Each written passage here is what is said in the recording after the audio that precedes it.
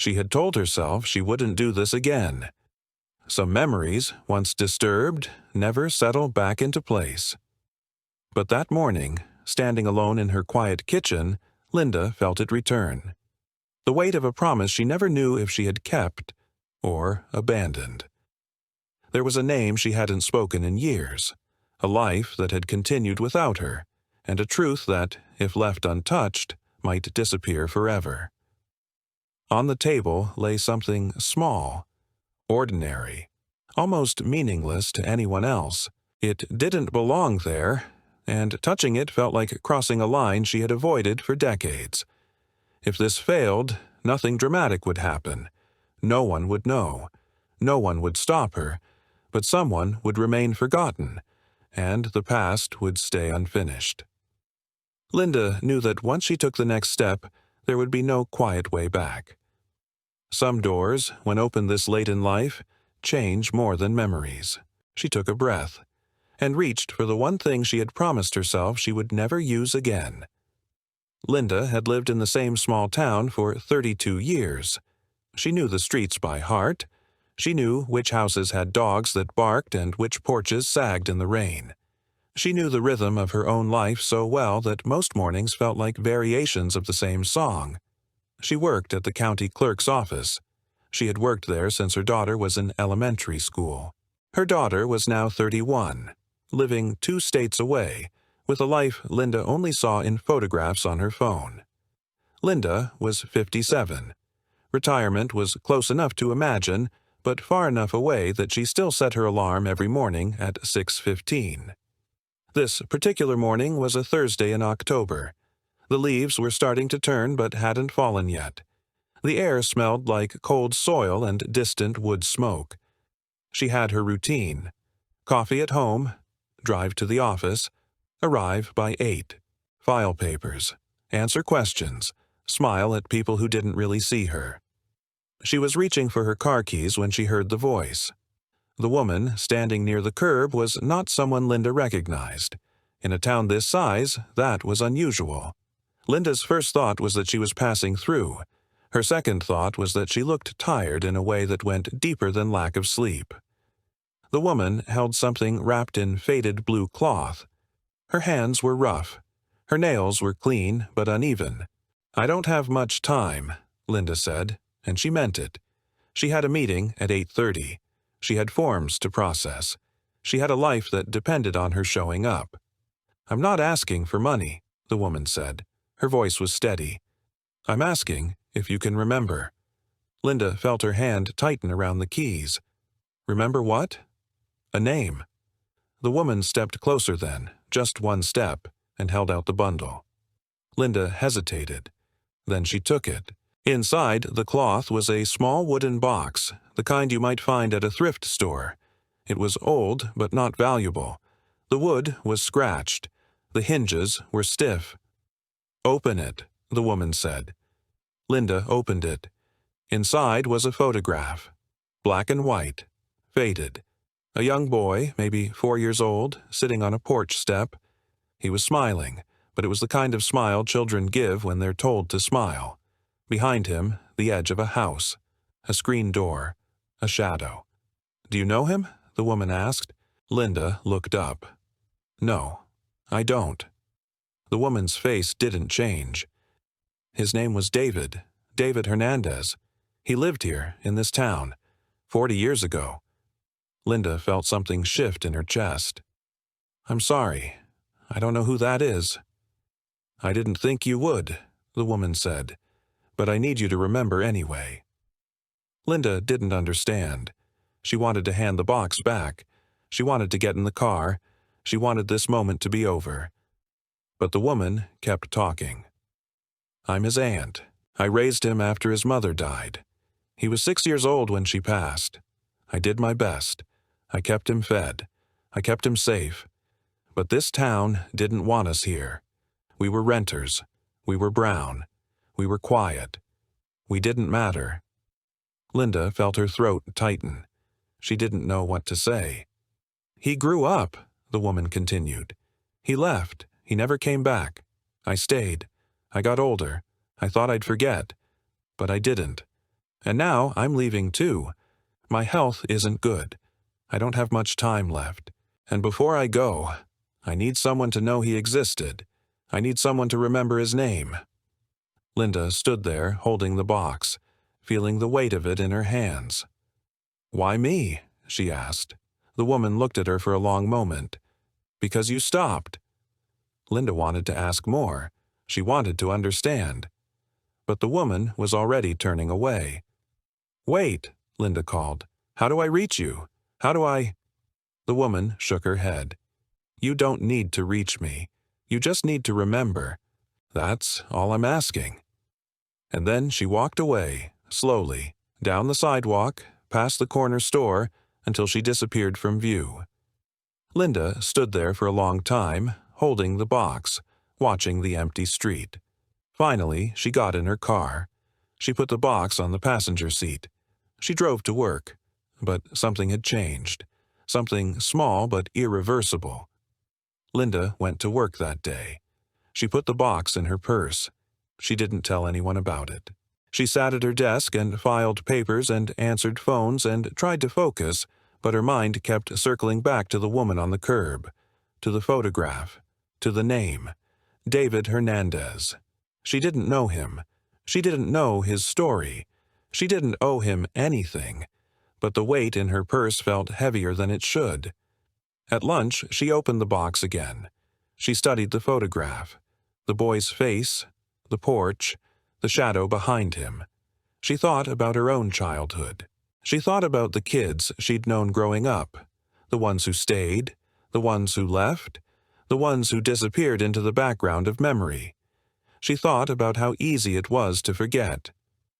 That evening, she drove home and put the box on her kitchen table. She made dinner. She ate alone. She washed the dishes. She looked at the box again. She could throw it away. She could leave it in a drawer. She could pretend the morning had never happened. But she didn't. Instead, she opened her laptop. She typed the name into a search engine. David Hernandez. Too common, too broad. 1,000 results. None of them the right one. She added the town name, the state, the approximate year, nothing. She tried again, and again. She spent 2 hours searching. She found nothing. She closed the laptop. She felt foolish. She felt like she was chasing something that didn't exist. But the next day, she tried again. She went to the county records office. She looked through old files, birth certificates, school enrollment records, property deeds. She found a Maria Hernandez who had rented a house on Elm Street in the late 70s. She found a death certificate dated 1983. No mention of a son. She kept looking. Days turned into weeks. She spent her lunch breaks in the archives. She spent her evenings online. She asked questions at the Historical Society. She talked to old-timers at the diner. Most people didn't remember. A few did, vaguely. Yeah, there was a family. Quiet. Kept to themselves. Moved away, I think. No one remembered the boy. Linda started to wonder if she was obsessing, if she was making this bigger than it was, if she should just let it go.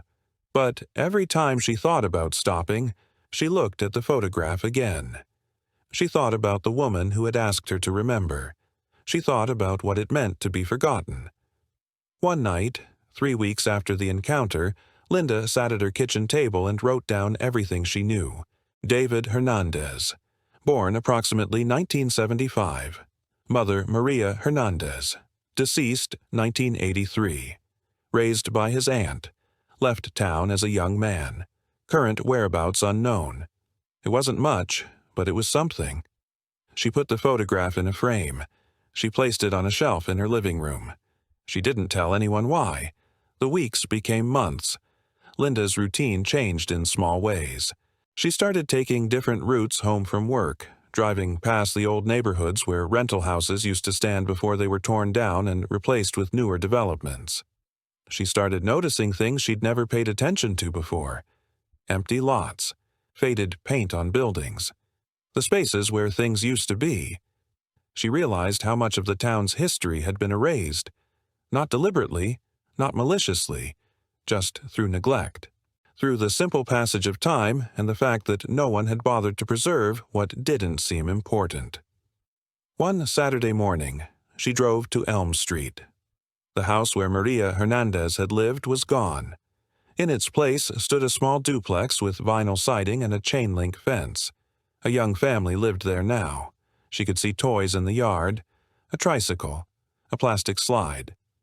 Linda parked across the street and sat in her car, looking at the spot where the old house had been. She tried to imagine it. A woman and a small boy. A life lived quietly. A death that no one remembered. She tried to imagine what it had been like for David, growing up here, feeling invisible, feeling like he didn't belong. She thought about her own daughter, about the privileges she'd never had to think about the ways Linda had been able to protect her simply by being white, by being established, by being seen. She thought about all the ways the world was different depending on who you were, and she felt ashamed that it had taken this long for her to notice. 2 months into her search, Linda made the mistake of mentioning it at work. She was in the break room with Janet, a woman who'd worked at the office even longer than Linda had. They were microwaving their lunches, making small talk. "I've been doing some research," Linda said, "trying to find someone who used to live here." Janet looked up from her phone. "Someone you know?"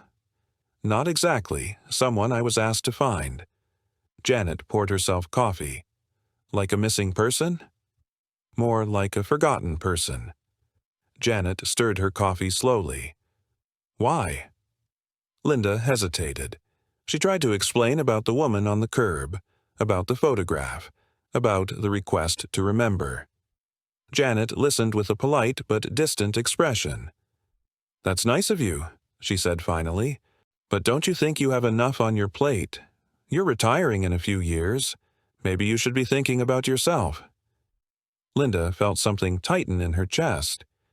"It's not taking up that much time." "Still," Janet said. She took a sip of coffee. "People leave for a reason. Sometimes it's better to let the past stay where it is." Linda didn't respond. She took her lunch back to her desk, but Janet's words stayed with her. They circled in her mind during the afternoon, during the drive home, during the quiet evening alone in her kitchen. She looked at the photograph that night and wondered if Janet was right. Maybe she was making this more important than it was. Maybe she was inserting herself into a story that wasn't hers to tell. But then she thought about the woman's eyes, about the quiet desperation in her voice. "I need someone to know he existed." Linda decided to keep looking. 3 months in, Linda went to the Historical Society. It was housed in an old Victorian on Main Street. Linda had driven past it 1,000 times but had never gone inside. A man in his 70s sat at the front desk.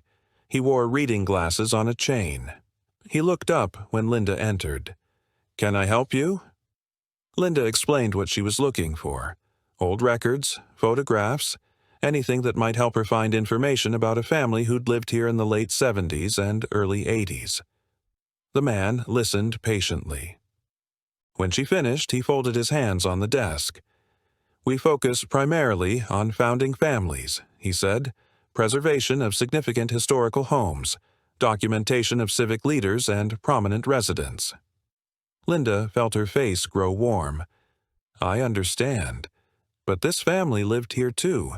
They were part of the community." "I'm sure they were," the man said. His tone was kind but firm. "But we have limited resources. We have to prioritize what we preserve. You understand?" Linda stood there for a moment. She wanted to argue. She wanted to ask who decided what was significant, who decided what was worth remembering. But she didn't. She thanked him and left. On the drive home, she felt something she hadn't expected. Anger. Not at the man. Not exactly. But at the system. At the quiet ways certain lives were valued and others weren't. At the way history got written by people who decided what mattered. She thought about David, about his aunt, about all the people who lived and worked and loved and then disappeared as if they'd never existed. And she decided she wasn't going to let that happen. Not this time. Linda started talking to people differently after that. When elderly residents came into the clerk's office, she started asking them questions, not just about the forms they needed to fill out, but about their lives, about the town, about what it used to be like. She learned things she'd never known. She learned about the neighborhood on the east side of town that had been predominantly Mexican in the 70s and 80s, about how most of those families had moved away or been pushed out when property values rose. She learned about the elementary school that had been closed in the 90s, about how the children from that neighborhood had been bused across town after that, separated from their community. She learned about the small injustices that had accumulated over decades, the landlords who wouldn't rent to certain families, the businesses that made people feel unwelcome, the quiet ways a town could make someone invisible. She started keeping notes. She didn't know why exactly. She just felt like someone needed to write it down. Someone needed to remember. 4 months into the search, Linda's daughter called. It was a Sunday evening. Linda was at her kitchen table surrounded by printouts from genealogy websites and notes from interviews she'd conducted. "Hey, Mom," her daughter said. Her voice sounded tired. "How are you?" "I'm good, honey. How are you?" They talked for a while, about work, about the weather, about plans for Thanksgiving. Then her daughter said, "Dad mentioned you've been spending a lot of time on some kind of research project." Linda's ex-husband still lived in town. They'd stayed friendly after the divorce. He must have heard something. "Just something I'm working on," Linda said. "What kind of something?" Linda tried to explain, but as she talked, she could hear the concern in her daughter's voice growing. "Mom," her daughter said gently, "are you okay? This sounds kind of obsessive." Linda felt her throat tighten. "I'm not obsessed. I'm just trying to help someone. But this person is a stranger. You don't know them. And from what you're saying, they might not even want to be found." "That's not the point." "Then what is the point?" Linda didn't know how to answer that, not in a way her daughter would understand. "I just need to do this," she said finally. Her daughter was quiet for a moment. "Okay," she said. "But promise me you're taking care of yourself. Promise me this isn't, I don't know, a way of avoiding something else." "I promise," Linda said. After they hung up, Linda sat at the table for a long time. She wondered if her daughter was right, if she was using this search to fill some emptiness in her own life, if she was making this about herself instead of about David. She looked at the photograph, at the boy's face, at the shadow behind him, and she realized something. It didn't matter if this was also for her. It didn't matter if she needed this search as much as David's aunt had needed someone to remember. What mattered was that she was doing it, that she wasn't walking away, that she was choosing to see someone who'd been invisible. 4 months after the encounter on the curb, Linda tried to find the woman who had given her the box. She asked around. She described her. She gave details about what she'd been wearing, about her voice, about the way she'd looked. No one knew who she was talking about. Linda checked with the hospital, with the churches, with the social services office. Nothing. It was as if the woman had never existed. Linda felt a strange kind of grief about that. She wanted to tell the woman what she'd been doing. She wanted to show her the notes she'd been taking. She wanted to ask more questions. But the woman was gone, and Linda was left with only the box and the photograph and the name, David Hernandez. She said it out loud sometimes when she was alone. She wanted to make sure she didn't forget how to pronounce it correctly. She wanted to honor that small request. 6 months in, Linda hit a wall. She'd exhausted the local records. She'd talked to everyone she could think of. She'd searched online until her eyes hurt. She had pieces of a life, but no way to connect them. She knew David had left town. She knew he'd gone somewhere after high school, but she didn't know where. She sat at her kitchen table one evening and stared at the photograph. "Where did you go?" she asked the boy in the picture. "Where are you now?" The photograph didn't answer. Linda felt tired. Not physically, emotionally. She felt the weight of the task she'd taken on. She felt the absurdity of it. She was one woman in a small town trying to find one person in a country of millions, trying to remember one name in a world that forgot thousands every day. What was the point? She almost gave up that night. She almost put the box away and decided to let it go. But then she thought about the woman on the curb, about the look in her eyes, about the quiet desperation in her voice. I need someone to know he existed. Linda took a breath. She opened her laptop. She tried again. It was a genealogy form that finally gave her the lead. She'd posted David's information months earlier, along with the photograph. She'd checked back periodically but had never received a response, until one day in early spring when a notification appeared in her email. Someone had commented on her post. I think I might know something about this family. My mother worked at a community center in Tucson in the 80s. She mentioned a young man named David who had come from a small town and was trying to find work. I don't know if it's the same person, but the timing would be right. Linda's heart raced as she typed her response. Do you have any other information? Anything that might help me find him? The reply came the next day. I can ask my mother. She's 90 now and her memory isn't what it used to be, but she might remember. Give me a few days. Linda waited. Those few days felt like months. Finally, a message arrived. My mother remembers him. She said he was a sweet young man, very polite, very hard-working. He eventually got a job at the community center helping with after-school programs. She thinks he might still be in Tucson. She doesn't have contact information, but she remembers the name of the center. It's still operating. You might be able to reach him through them. Linda sat back in her chair and closed her eyes. After 6 months of searching, she had a location. She had hope. Linda sat at her kitchen table that night with a pen and paper. She'd decided to write to David, to send a letter through the community center, to explain who she was and what she'd been trying to do. She started writing several times. Each time she crossed it out and began again.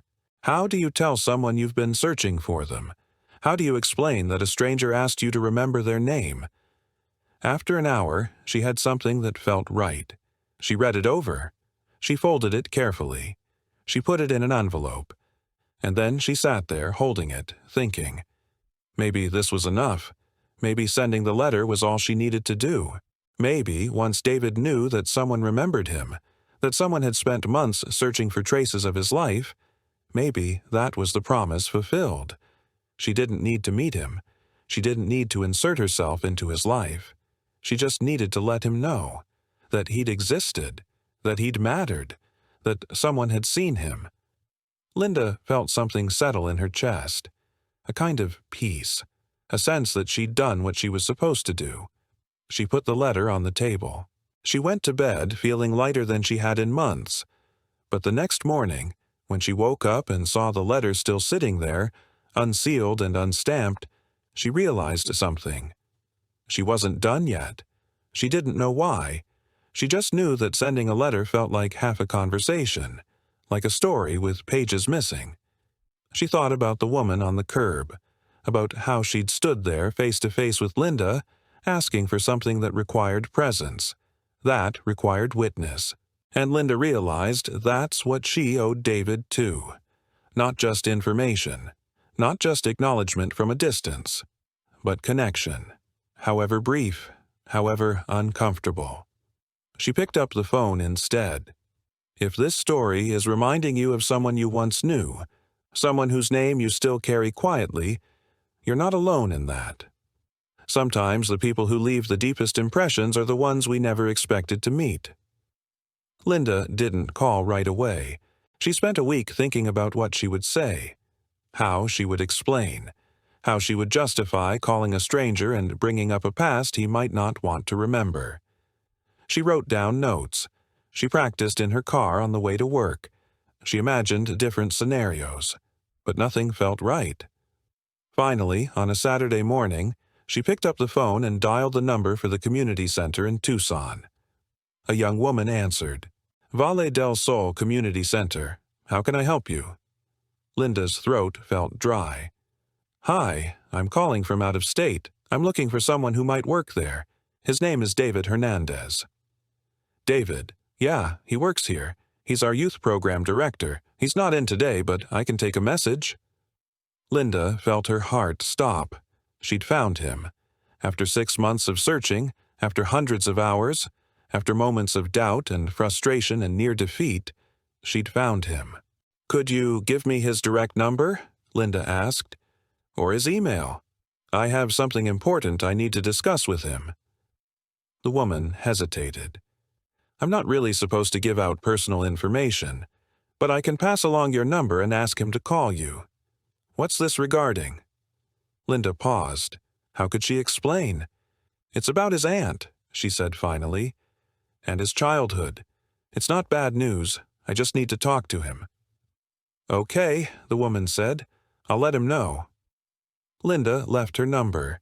She thanked the woman. She hung up. And then she waited. David called 3 days later. Linda was in her kitchen making dinner when her phone rang.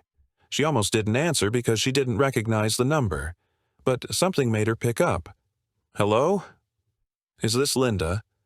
A man's voice, cautious, guarded. "Yes. Is this David?" "It is." He paused. "You called the center.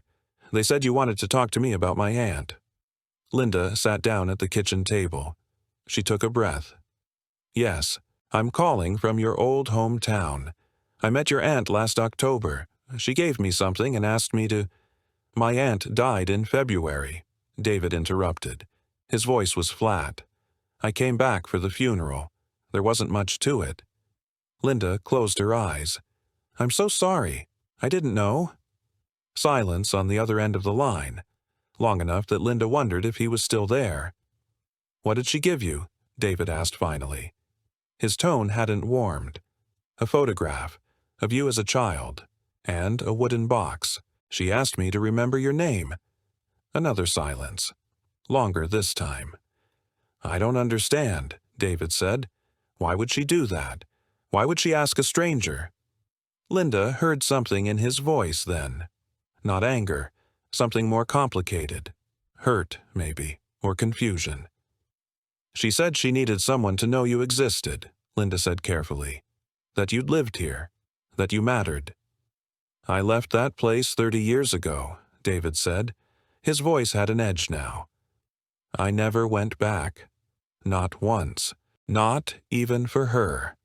And now you're calling to tell me she was asking strangers to remember me? Why? To make me feel guilty?" Linda felt her chest tighten. "No, that's not—" "Because I do feel guilty," David continued. "I feel guilty every day. I left her alone in that town. I built a life somewhere else. I called her on holidays. I sent money when I could. But I never went back, and now she's gone, and I can't fix that." Linda listened to him breathe on the other end of the line. She heard the pain underneath the anger, the regret. "She didn't tell me about you to make you feel guilty," Linda said quietly. "She told me because she was proud of you, because she wanted someone to know what she'd done, what you'd become." "You don't know that," David said. "You didn't know her." "You're right," Linda said. "I didn't. I met her once for maybe 5 minutes, but I've spent the last 8 months trying to keep a promise I made to her, and I think that counts for something." David didn't respond right away. "What promise?" he asked finally. His voice was quieter now. "To remember," Linda said. "To not let you disappear." The silence stretched between them. Linda waited. She didn't push. She didn't try to explain further. She just let the words sit there. "Why would you do that?" David asked. His voice had changed. The defensiveness was gone. What was left sounded tired, confused. "Why would you spend 8 months looking for someone you don't know?" Linda thought about how to answer that, about all the reasons that were true, about the guilt and the shame and the realization of how much she'd failed to see, about the need to do something that mattered before it was too late. But what she said was simpler. "Because your aunt asked me to, and because when someone asks you to remember, Saying yes is the only decent thing to do." David was quiet for a long time. "I'm sorry," he said finally, "for being, I don't know, defensive. It's just hard, hearing about her, knowing I should have done more." "She knew you loved her," Linda said. "I could see it, even in that brief conversation. She wasn't angry at you. She was grateful. She wanted to make sure you were remembered not because you'd been forgotten, but because you deserved to be celebrated." "I don't feel very celebrated," David said. There was something raw in his voice now, something honest. "Maybe not yet," Linda said, "but I'd like to tell you what I've learned, if you're willing to listen." David took a breath. "Okay," he said. "Tell me." They talked for 2 hours that first time. Linda told him about her search, about the records she'd found, about the people she'd talked to, about the house that no longer existed and the neighborhood that had changed beyond recognition. She told him about the historical society that had dismissed his family's story, about the colleague who'd suggested she let the past stay buried, about the moments when she'd almost given up. And slowly, David began to talk too.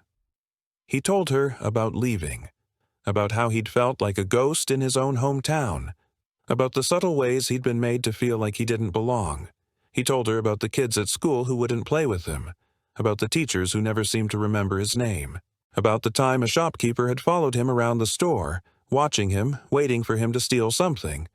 He told her about his mother, about how she'd worked 2 jobs cleaning houses, about how she'd gotten sick and couldn't afford to see a doctor, about how she'd died in the hospital with only him and his aunt by her side. He told her about his aunt, about how she'd taken him in without hesitation, about how she'd worked herself to exhaustion to give him a chance. "She never said it," David said, "but I know she sacrificed everything for me. She never had her own family, she never had her own life, she just had me, and I left." "You were young," Linda said gently. "She wanted you to leave." "I know," David said, "but I still feel guilty about it. I should have visited more. I should have brought her here to see what I'd built. I should have told her more often how much she meant to me." Linda heard the pain in his voice, the regret that sat like a stone in his chest. "She knew," Linda said, "and she was proud. That's why she wanted someone to remember. Not because she thought you'd forgotten her, but because she knew your story deserved to be told." David was quiet for a long time. "What did I become?" he asked finally.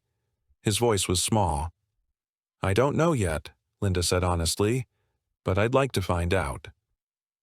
Over the following weeks, Linda and David talked regularly. The guardedness faded. The conversations grew longer, warmer. He told her about his life in Tucson, about meeting his wife at the community center where he'd started as a volunteer, about having 2 sons, about eventually becoming the director of youth programs.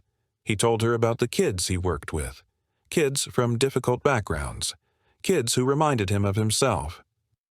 "I see them struggling with the same things I did," he said, "feeling invisible, feeling like they don't matter, and I try to show them that they do, that someone sees them, that their lives have value." Linda heard the emotion in his voice. "Your aunt would be proud," she said. "I hope so," David replied. "I built my whole career on what she taught me, on what she showed me by example, that you don't have to be rich or powerful or important to make a difference. You just have to show up. You just have to care." Linda thought about that, about the woman on the curb who had stopped her, about the simple request to remember, about how that one moment had led to this. "She made a difference in my life too," Linda said, "even though I only met her once." "How?" David asked. Linda thought about how to explain it, about the ways the last 8 months had changed her, about the things she'd learned, about the person she was becoming. "She taught me to pay attention," Linda said finally, "to see the people everyone else overlooks, to understand that every life has a story worth remembering. She gave me a purpose I didn't know I was looking for." 3 months after that first phone call, David sent Linda a package. Inside were photographs, Pictures of him and his family. Pictures of the community center. Pictures of his aunt when she was younger, smiling, holding a small boy on her lap. There was also a letter. Linda opened it carefully. The handwriting was neat, precise. "Dear Linda," it began, "I've been thinking about what to say to you, how to thank you for what you've done. But words don't seem like enough. You've given me something I didn't know I'd lost. You've given me back a piece of my history, a piece of my aunt, a piece of myself. I spent so many years trying to forget where I came from, trying to move forward without looking back, but you've shown me that I don't have to forget to move forward, that I can honor my past and still build a future. My sons asked me about my childhood the other day, about my aunt, about the town where I grew up, and, for the first time, I was able to tell them the truth without feeling ashamed. Thank you for that. Thank you for remembering. Thank you for caring. Thank you for not walking away that morning when my aunt asked you for something impossible. You've changed my life. You've changed my sons' lives. You've given us back our history, and I will never forget that." Linda read the letter 3 times. She sat at her kitchen table with tears running down her face, feeling something she couldn't quite name. Not pride, not satisfaction, something deeper, connection, purpose, the sense that her life had meaning beyond the routines she'd been living. Linda started thinking about other names, other people who had lived in the town and been forgotten. She started doing research at the Historical Society. She started looking through old newspapers and city directories and school records.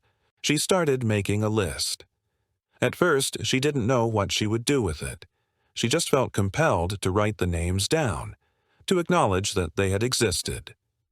But slowly, an idea began to form. One evening, Linda sat down and wrote a proposal. She wrote about David, about his aunt, about the conversation that had started everything. She wrote about the importance of remembering, about the danger of forgetting, about the way communities erase their own history without meaning to. She wrote about the people who had lived in the town and left no trace, the workers and renters and immigrants and poor, the people who had built lives here but had never been considered part of the official story. And she proposed something simple, a memorial, not a grand monument, not an expensive installation, just a small plaque in the town park with names, names of people who had lived here and been forgotten, names of people who deserved to be remembered. She read it over several times. She felt nervous, vulnerable. She'd never done anything like this before, but she thought about the woman on the curb, about the courage it must have taken to ask a stranger for help, about the faith she must have had that someone would care. Linda printed the proposal. She decided to present it to the town council. The night before the council meeting, Linda couldn't sleep. She lay in bed, staring at the ceiling, second-guessing everything. Who was she to do this? She wasn't a historian. She wasn't an activist. She was just a clerk at the county office, a woman who'd lived an ordinary life and made no particular mark on the world. What made her think anyone would listen? She thought about calling David, about asking his opinion, about seeking reassurance. But she didn't, because she knew what he would say. He would tell her to do it. He would tell her it mattered. He would tell her that his aunt had chosen her for a reason, and he would be right. Linda got out of bed. She went to the kitchen. She made tea. She sat at the table and looked at the photograph of young David, still in its frame on her shelf. She thought about all the hours she'd spent searching, all the moments of doubt, all the times she'd wanted to quit. She thought about the phone call that had finally connected her to David, about the letters they'd exchanged, about the way this one small act had rippled outward into something larger than she'd ever imagined. She thought about the other names on her list. 23 of them now. People who had lived and worked and loved and died in this town without anyone remembering. She thought about the power of a name, of a story, of acknowledgement. And she made a decision. Not for recognition, not for validation, not to prove anything to anyone, but because it was right, because someone needed to do it, because she'd been asked. The town council met on the third Tuesday of every month in a small room at City Hall. Linda had never attended a meeting before. She'd driven past the building 1,000 times, but had never gone inside for anything other than work-related reasons. She arrived 15 minutes early. She sat in the back row. She watched as council members filed in, as other residents took their seats, as the room slowly filled. She recognized some faces: longtime residents, business owners, people who had lived here their whole lives and felt ownership over the town's identity. She wondered what they would think of her proposal. When her turn came to speak, she walked to the front of the room. Her hands shook slightly as she placed her papers on the podium. She looked out at the faces watching her, and she began. "My name is Linda Morrison. I've lived in this town for 32 years. I work at the county clerk's office, and I'm here today to talk about memory." She told them about the woman who had stopped her, about the photograph, about the search. She told them about David, about his aunt, about the life they'd lived here 40 years ago that no one remembered.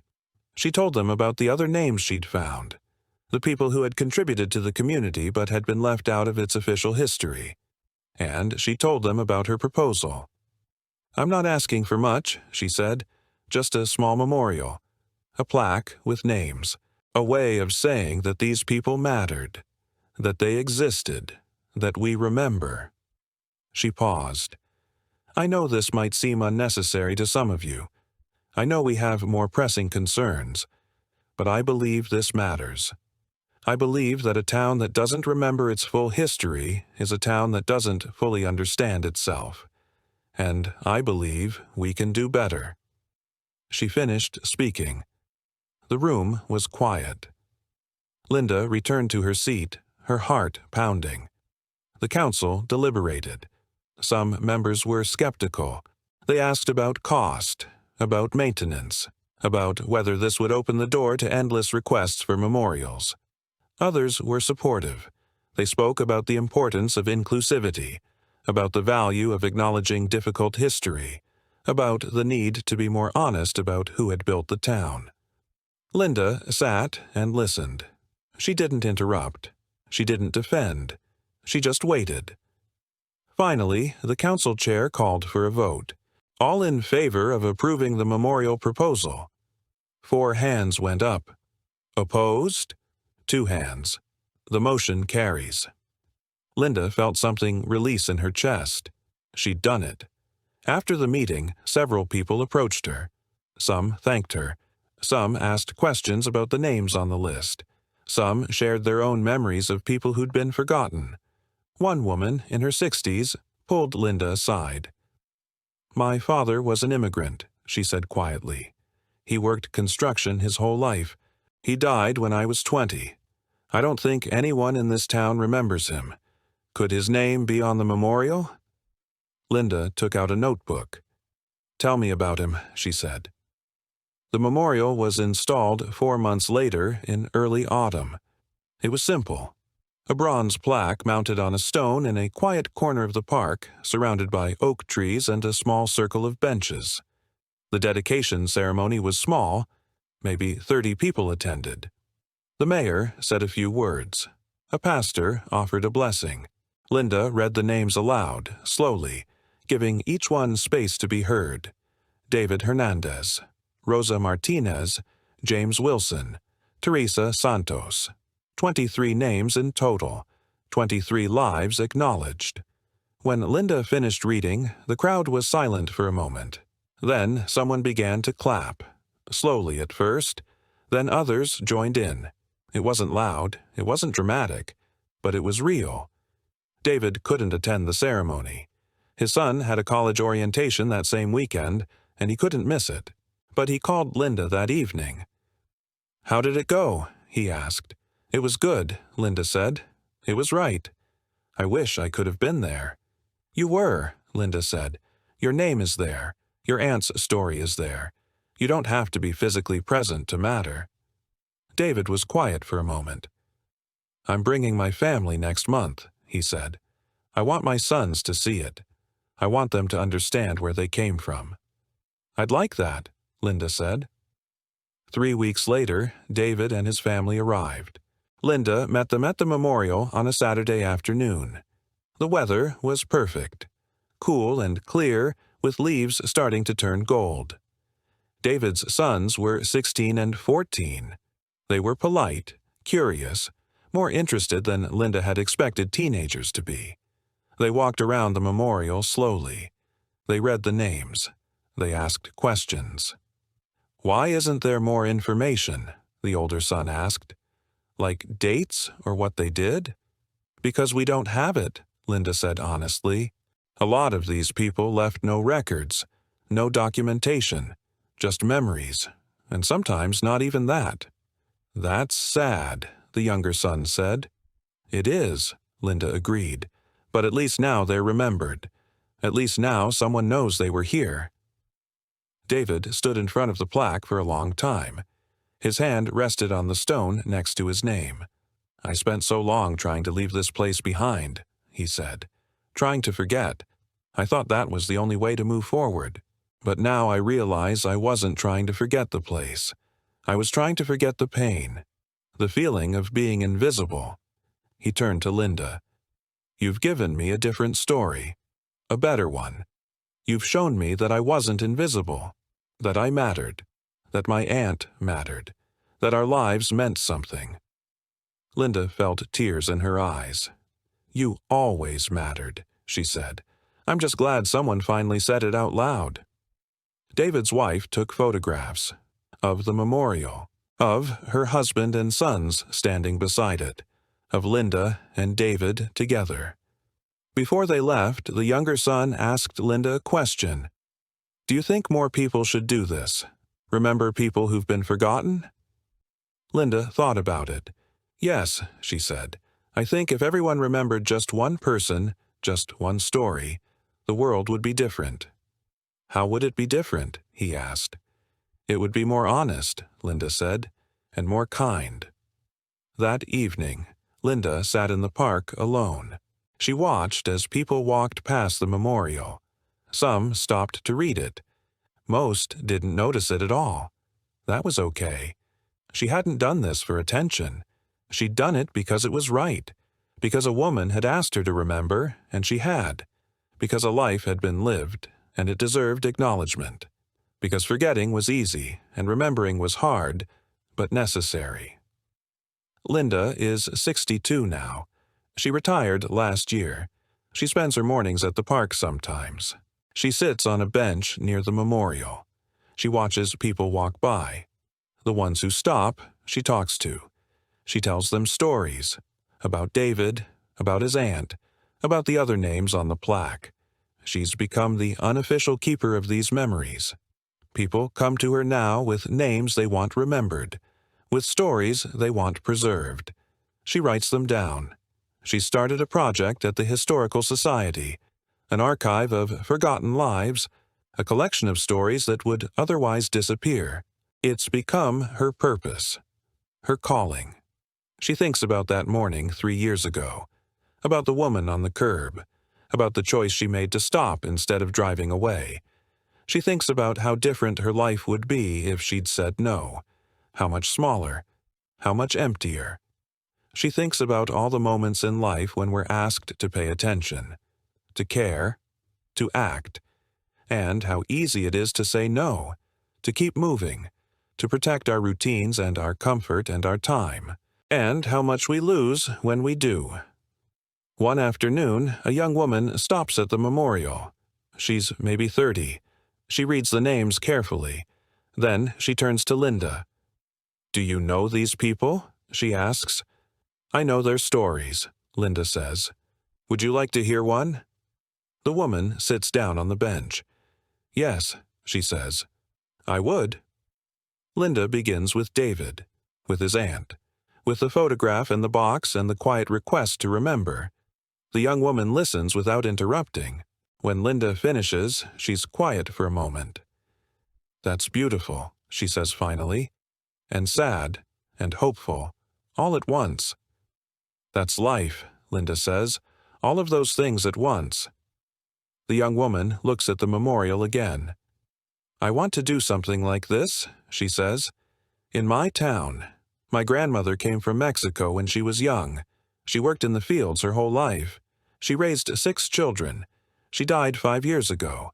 I don't think anyone outside our family remembers her. Linda smiles. Then you should remember her, she says. Write down her story. Tell it to your children. Make sure it doesn't disappear.